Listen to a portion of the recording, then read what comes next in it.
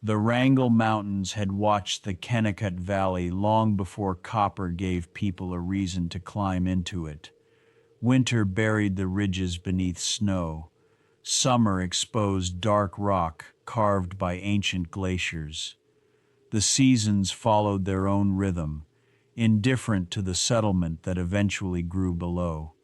For nearly 3 decades, that settlement became one of the richest copper mining operations in the United States.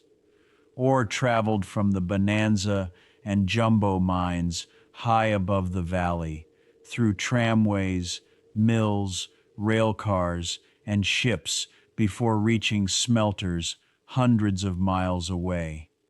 It was an industrial system designed to keep moving. Every building depended on another. Every machine depended on someone. Every morning, before the first whistle echoed across the valley, one man arrived while the town was still asleep. He was the maintenance man. His work rarely appeared beyond repair logs and shift records. Most people never gave it much thought.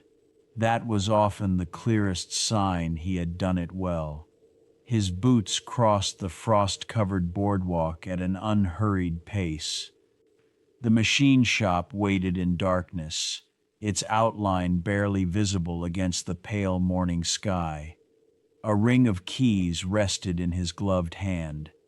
As he reached the door, he caught the keys before they struck the wood, preserving the silence that still belonged to the valley. He chose the correct key without looking. The lock turned with a familiar click. For years, this had been the first task of every working day. It was so ordinary that neither the building nor the man seemed complete without it. He opened the door and stepped inside. Behind him, Kennecott was beginning to wake. Ahead of him, another day's responsibilities were waiting. He believed this morning would begin like every other. It would be one of the last ordinary mornings the mine would ever know. The machine shop held the quiet confidence of a place built to solve problems before they spread. Throughout the mine's years of operation, worn bearings, cracked gears, bent shafts, and damaged fittings all found their way here. Some parts could be repaired. Others had to be machined from raw steel before the next shift began. If production depended on the mill and the powerhouse, it depended just as quietly on this room. The maintenance man set his lunch pail beneath a workbench polished smooth by decades of use. Before anything else, he folded yesterday's repair report, slipped it into a drawer, and opened a fresh page in the maintenance log.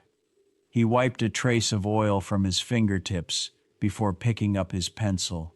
It was the same routine every morning. He moved through the shop without lighting every lamp. Dawn filtered through the windows, catching a thin haze of metal dust above the lathes. He rested his hand against the cast-iron bed of the nearest machine. Cold, as expected.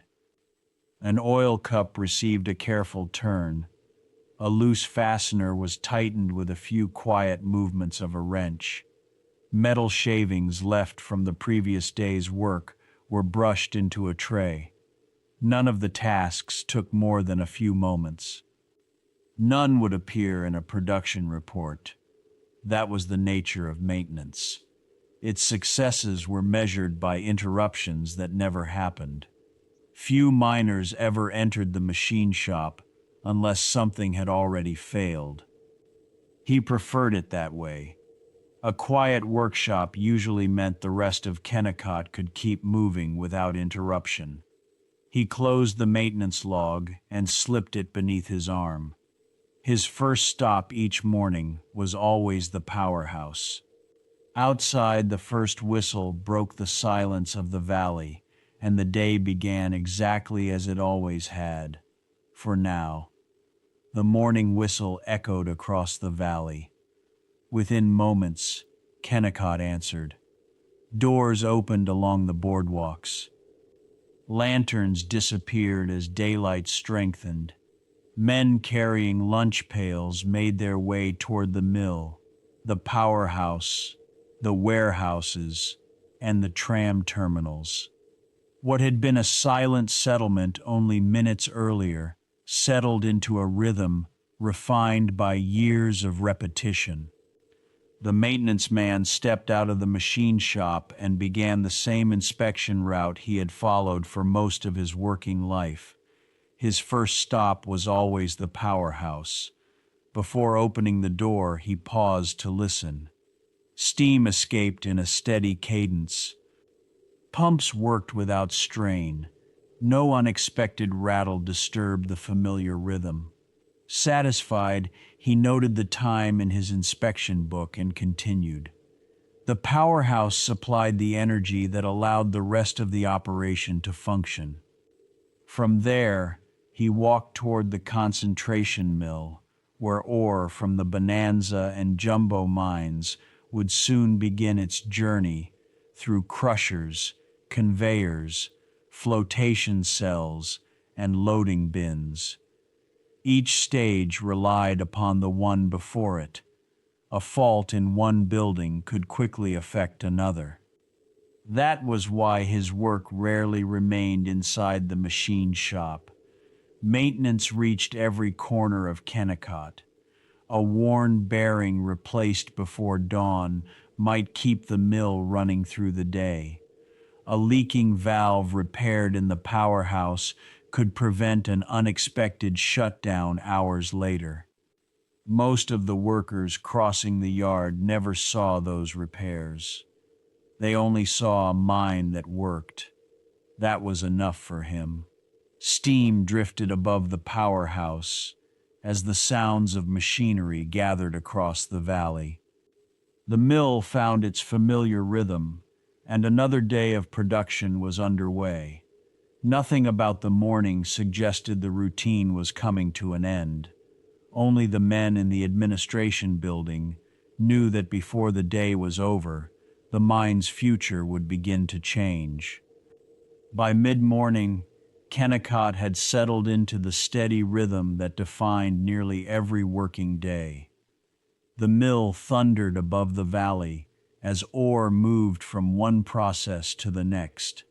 Steam drifted from the powerhouse into the cool mountain air. Locomotives waited beside loaded cars, and the boardwalks that had been empty before dawn now carried a constant flow of workers between buildings. The maintenance man returned to the machine shop to record the morning's inspections. Nothing unusual appeared in his notebook. The powerhouse was operating normally. The mill showed no sign of interruption. A valve that had required attention the previous week continued to hold pressure. It was the kind of report he preferred to write. Across the yard, the administration building remained quieter than the rest of the camp. On the superintendent's desk rested a sealed envelope bearing instructions from company headquarters. It contained no emergency, no report of an accident, no notice of mechanical failure. Instead, it marked the beginning of a different kind of work. The decision to close Kennecott would not happen all at once. Ore remained to be processed. Equipment still required attention. Buildings would continue to serve their purpose for weeks to come. Yet from the moment that envelope was opened, every repair, every inspection, and every routine task would begin moving toward a single destination. Not continued operation, an orderly ending. The superintendent reached for the envelope and broke the seal. Outside, the maintenance man closed his notebook and returned it to his pocket, unaware that the responsibilities he had carried for years were about to change in a way no repair manual had ever described. The machinery continued to run. For the moment, Nothing looked different. By the end of the day, the work of keeping Kennecott alive would become the work of bringing it to a careful close. The superintendent closed the office door before unfolding the letter. Outside the window, Kennecott carried on without hesitation. Steam drifted above the powerhouse. The mill maintained its steady rhythm. Men crossed the yard with tools over their shoulders, answering the routines that had governed the valley for years. Nothing outside suggested that anything had changed. Inside the office, company headquarters had decided otherwise. The letter was brief. The richest years of the mine had passed. Remaining ore could no longer support the operation as it once had. Production would continue for a time, but preparations were to begin for an orderly closure. Departments would receive instructions as their responsibilities changed. The superintendent folded the letter again and rested it on the desk. For a moment, neither man spoke. The maintenance man looked through the window toward the powerhouse. Its exhaust rose into the cold air, exactly as it had that morning, and every morning before it. Somewhere beyond it, the mill continued reducing ore, unaware that its future had already been measured. Finally, he turned back. Which systems stay running? It was the first question that mattered. The superintendent slid a second sheet across the desk. It listed the operations that would remain essential during the first stage of the shutdown: the powerhouse, the concentration mill, water pumps, compressed air, the machine shop. Everything else would be reviewed as work progressed. The maintenance man read the list slowly. When he reached the bottom of the page, he folded it with the same care as the letter and placed both on the desk. His responsibility had never been deciding whether the mine should close. It was making sure the systems that still had work to do remained dependable until their own time came. He collected his gloves from the chair beside the door. Outside, the whistle announcing the midday break echoed across the valley. Workers left their stations for lunch, laughing and talking as they crossed the boardwalks. For them, it was another ordinary day. For the maintenance man, every inspection from that moment forward would answer a different question. Not, will this machine be ready for tomorrow? But, how much longer must it carry the mine? The first machines selected for shutdown were not the largest. They were simply the first, no longer needed. Early the next morning, the maintenance man unfolded the equipment list on a workbench inside the machine shop. One item had been marked for preservation: an auxiliary steam pump that had once served a section of the mill, now operating below full capacity. The pump still worked. That was precisely why it deserved careful attention. He gathered the tools he needed and walked to the equipment. Before touching a wrench, he rested a hand against the pump's casing, feeling the faint warmth left from the previous day's operation. He opened the isolation valve, allowing the remaining pressure to bleed away in a slow hiss before draining the water that could freeze and crack the casing during the coming winter. Nothing about the work was hurried. A bearing received fresh grease. The polished steel shaft was coated with a thin layer of protective oil. Open ports were sealed against dust and moisture. Finally, he fastened a small metal tag to the valve wheel. Preserved. Do not operate without inspection. The tag weighed almost nothing. Its meaning carried far more. Years earlier, The same pump would have been serviced with the expectation that it would be running again before another shift had ended. Now every careful movement assumed that weeks, months, or even years might pass before another hand touched it. He recorded the work in the maintenance log: equipment number, location, date preserved, condition satisfactory. The entry occupied only a few lines. It marked the end of a working life that had lasted decades. As he closed the log, another mechanic stopped beside the pump. He looked at the freshly attached tag for a moment before speaking. "I never thought I'd see one of these put away while it still ran." The maintenance man looked at the machine, its oil catching the morning light. "Neither did I." They returned to their work without another word. Across the yard, the mill continued to rumble. Inside the machine shop, the first piece of Kennecott's future had quietly become part of its past. The first departures attracted little attention. Production had not stopped, and there was still work to be done. A few positions were no longer needed, so those men finished their final shifts, much as they had finished every shift before them. Late that afternoon, the maintenance man returned to the machine shop and found one workbench already cleared. For years, it had belonged to a mechanic named Carl. The drawers stood open and empty. The measuring tools had been returned to the cabinet. Only the polished outline left on the wooden bench hinted at where a heavy vise had been bolted for decades.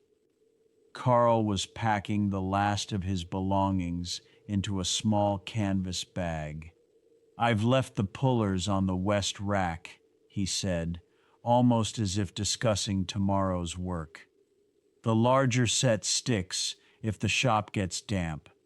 The maintenance man nodded. Carl walked with him one last time to the mill. Near an aging feed pump, he stopped and rested a hand against the pipework. "This one will make you think she's failing after the second hard freeze," he said. "Pressure drops for a minute, then comes right back. She's done it every winter I can remember."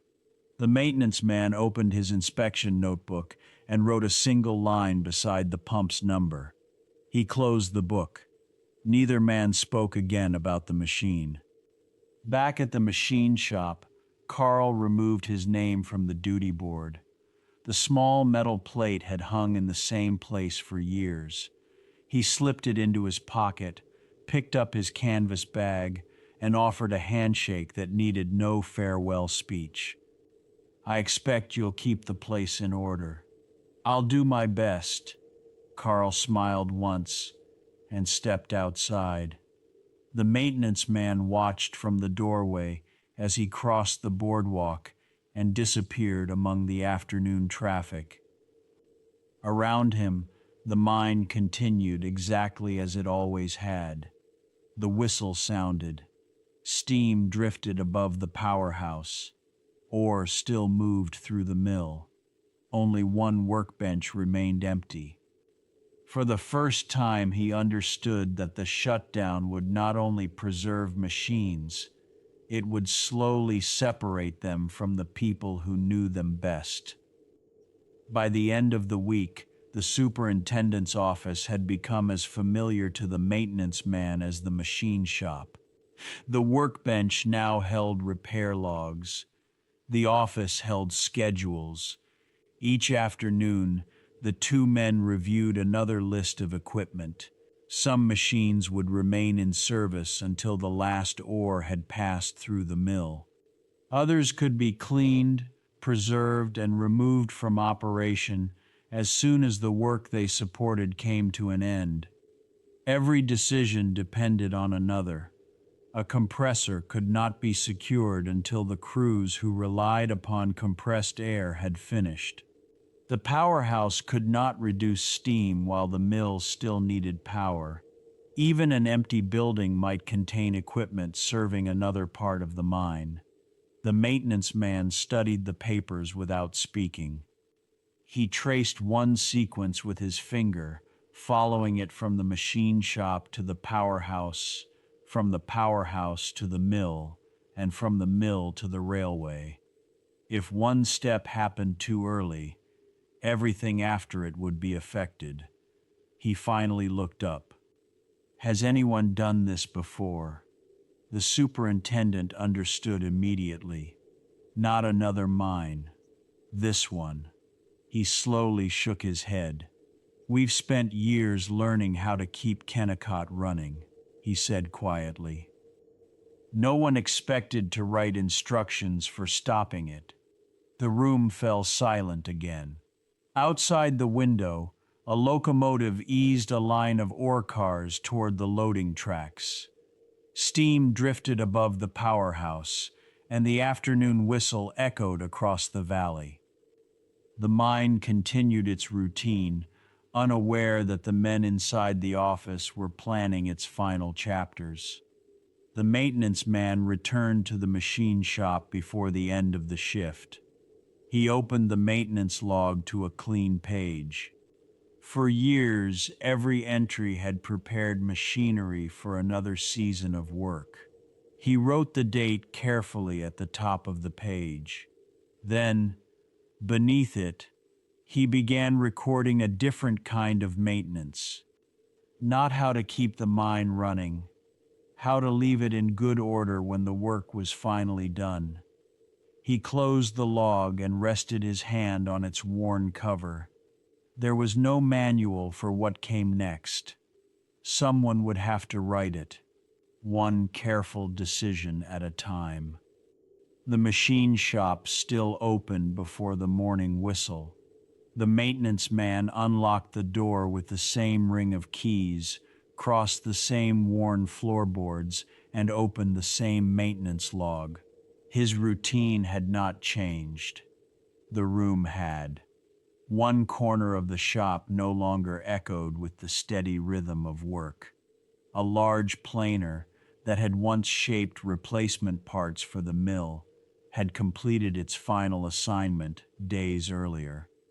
Now its drive belt had been removed, its exposed surfaces coated with protective oil, and a canvas cover tied carefully over the machine. Dust had not yet settled on it. Silence had. The maintenance man paused beside the planer before continuing his inspection. He rested a hand against the canvas, checking that it had been secured tightly enough to keep out moisture. Satisfied, he moved on without making a note. Some things no longer belonged in the maintenance log. Across the room, the remaining lathes continued to turn. A machinist shaped a replacement bushing, while another finished repairing a worn coupling needed by the powerhouse. The work that remained had become more concentrated, gathered around fewer machines and fewer men. Nothing was wasted, neither time nor effort. During the midday break, the maintenance man looked across the workshop from the doorway. Months earlier, every bench had been occupied. Every overhead pulley had turned.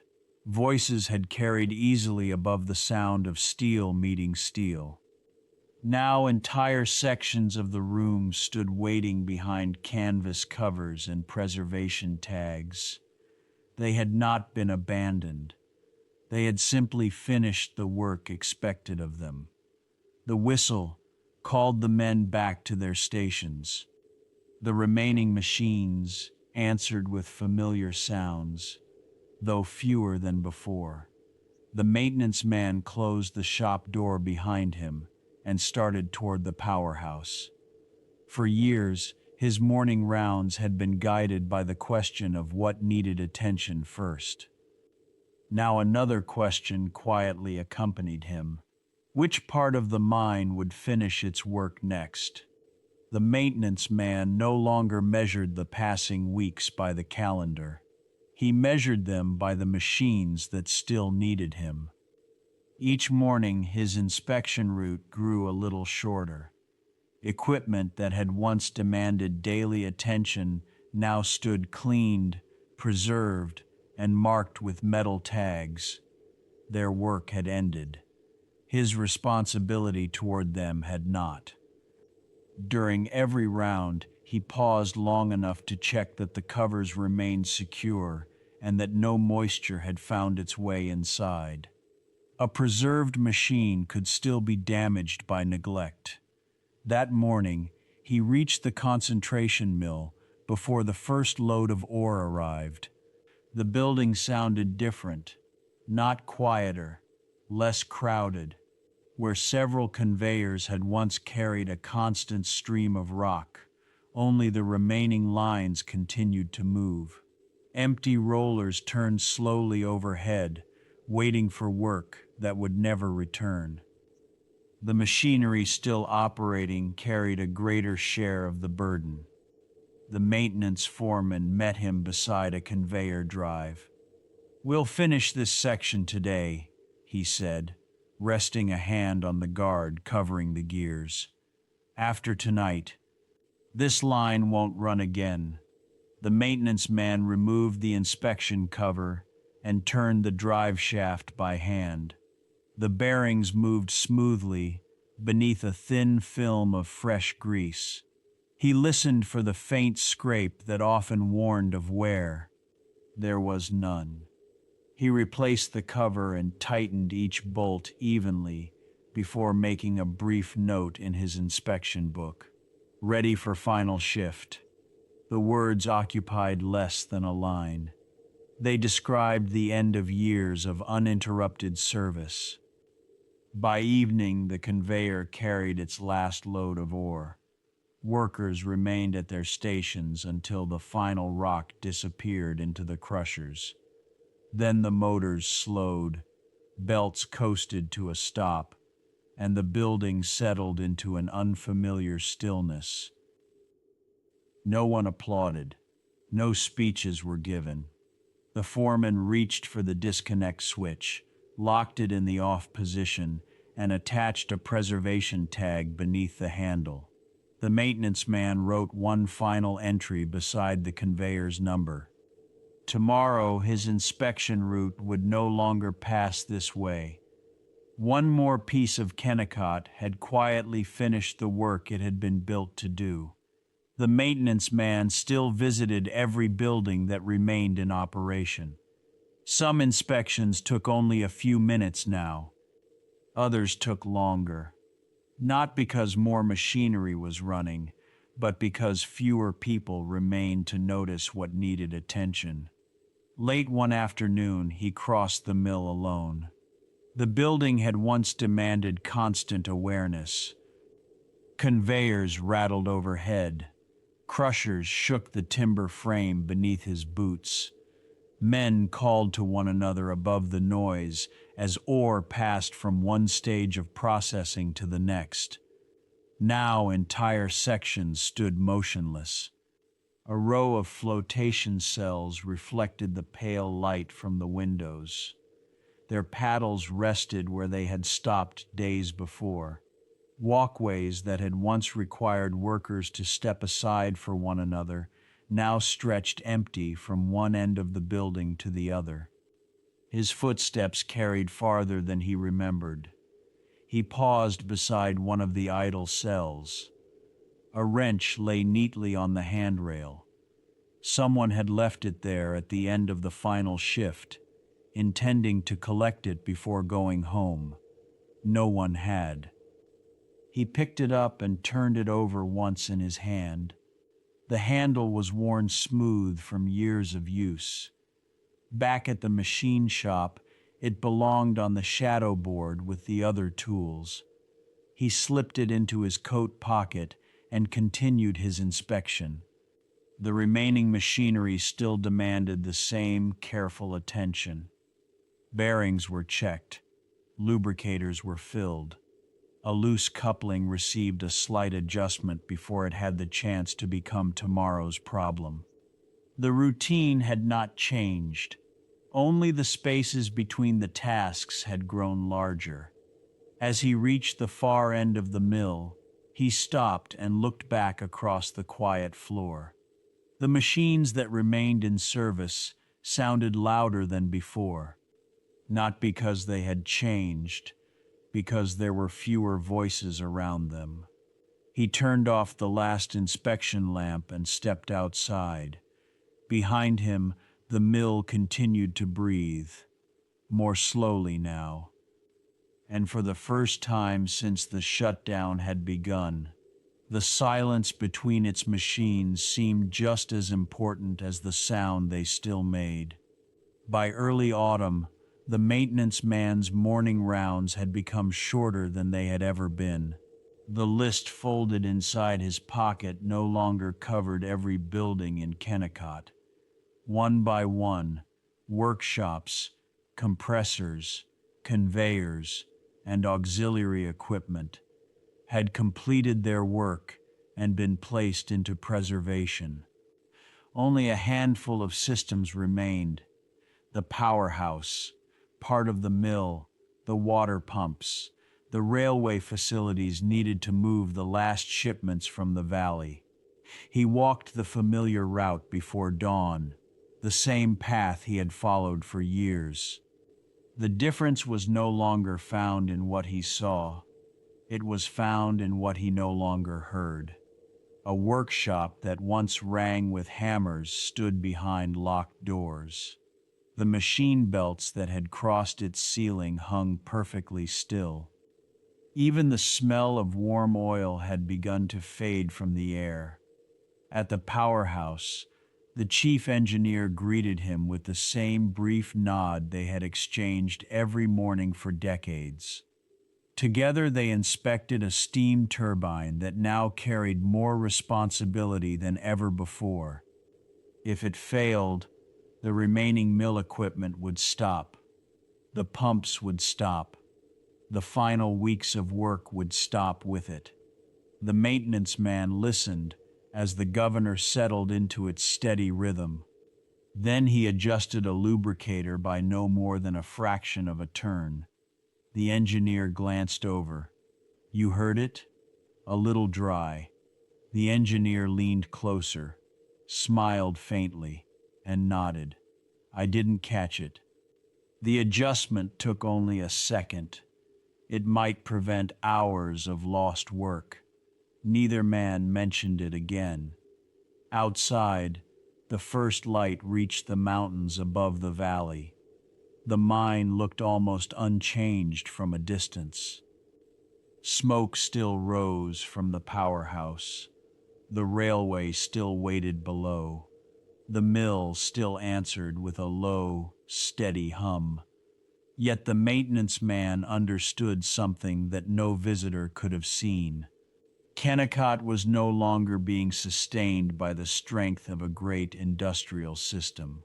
It was being carried by the few machines that remained, and by the handful of people who still understood how to keep them alive. Tomorrow, there would be fewer of both. The maintenance man's inspection list had become small enough to fit on a single folded sheet of paper. He unfolded it beneath the light in the machine shop before dawn. Only a few entries remained: the powerhouse, the final pumps, one compressor, the machinery that still served the railway. Everything else had completed its work. He folded the paper and slipped it into his pocket. Outside, the valley was unusually still. The familiar sounds of industry had become separated by long stretches of quiet. A whistle echoed from the mill, followed by the distant hum of a single conveyor carrying one of the last loads of ore. His rounds began, as they always had, at the powerhouse. The chief engineer was already there, recording steam pressure in a worn ledger. Together they inspected the turbine that had carried the mine through its final weeks. Oil levels were checked. Bearings remained cool.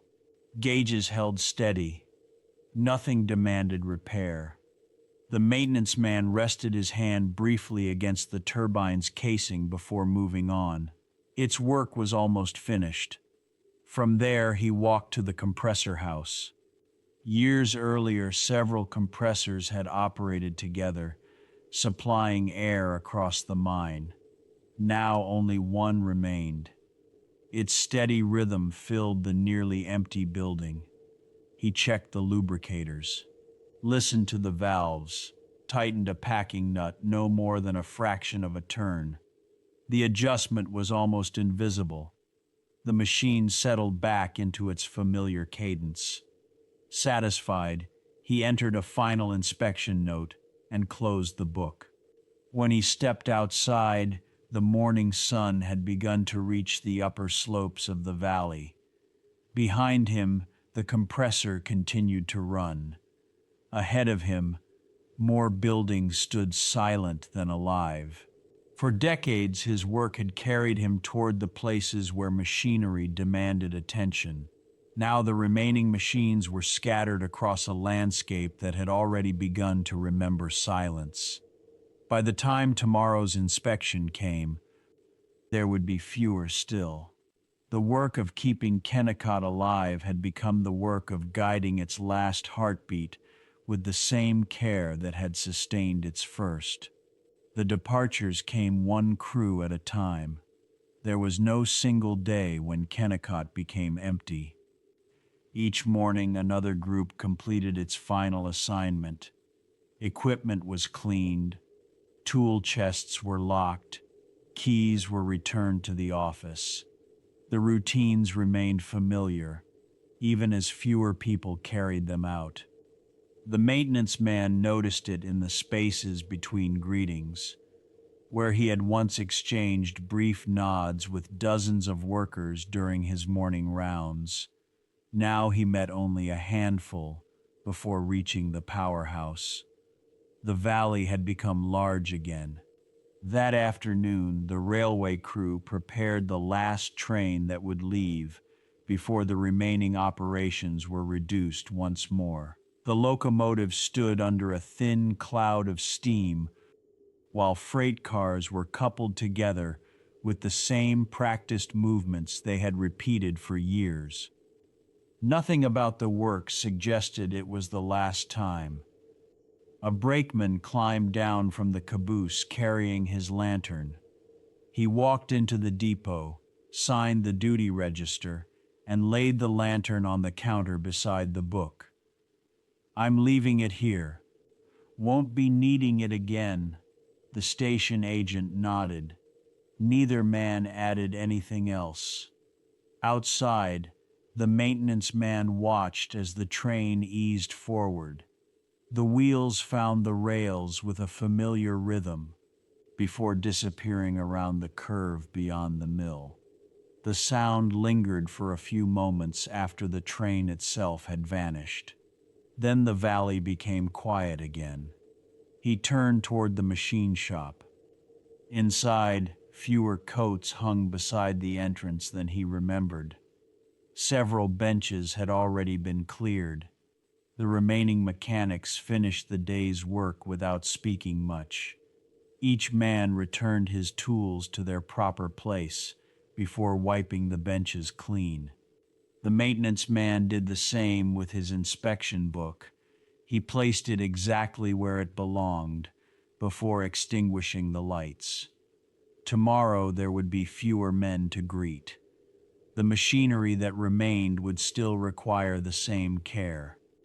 Responsibility had not grown lighter. There were simply fewer hands left to carry it. The maintenance man arrived before sunrise. For years he had begun every day the same way. Unlock the machine shop, open the maintenance log, start the first inspection before the whistle carried across the valley. This morning, the log remained closed. There were no new repairs waiting to be recorded. Instead, he carried a short checklist prepared over the previous weeks. It contained only the final responsibilities: He walked through the machine shop slowly. Every machine stood exactly where it belonged.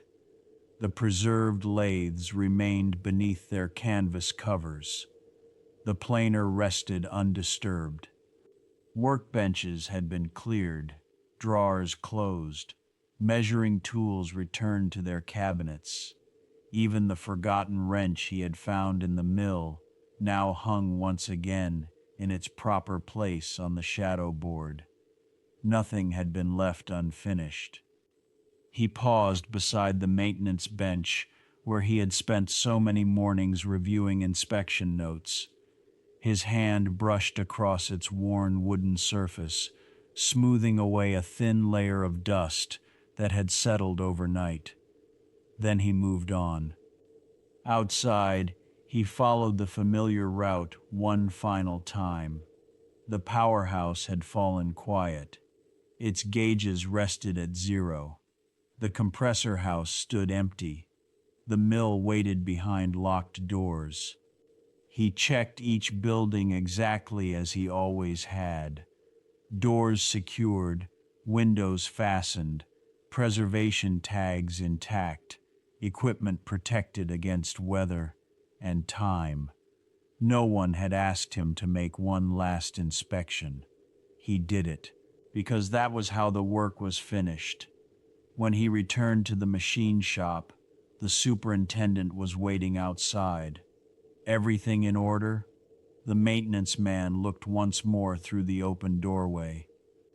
Rows of machines stood ready, not for tomorrow's shift, but for whatever years might bring. He nodded. Everything in order. The superintendent closed the maintenance log and placed it carefully inside the office cabinet. The maintenance man reached for the lights. One switch, then another. The workshop settled into stillness. He stepped outside and gently pulled the door closed behind him. Only one responsibility remained. Morning came to the Kennecott Valley, as it always had. The mountains caught the first light long before it reached the buildings below. The mill stood where it had always stood. The powerhouse, the railway, the machine shop. They remained part of the landscape they had shared for decades. Only their purpose had changed. The maintenance man stood outside the machine shop with the same ring of keys he had carried for most of his working life.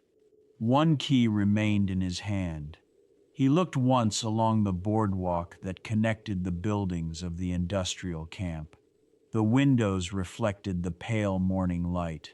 Canvas-covered machines waited quietly behind locked doors. No whistle called men to their stations. The day's work had already been completed. He opened the machine shop one final time. The room was exactly as he had left it. The maintenance log rested inside the office cabinet. Every tool hung in its proper place.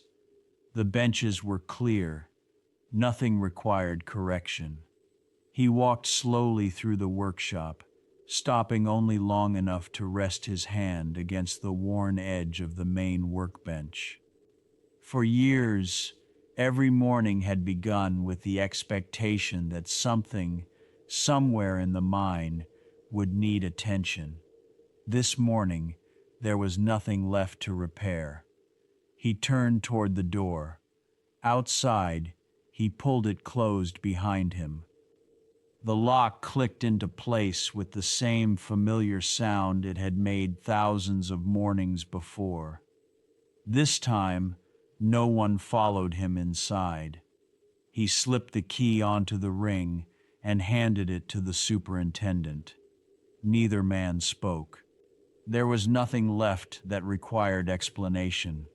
The maintenance man stepped away from the machine shop and began walking toward the road leading out of the valley.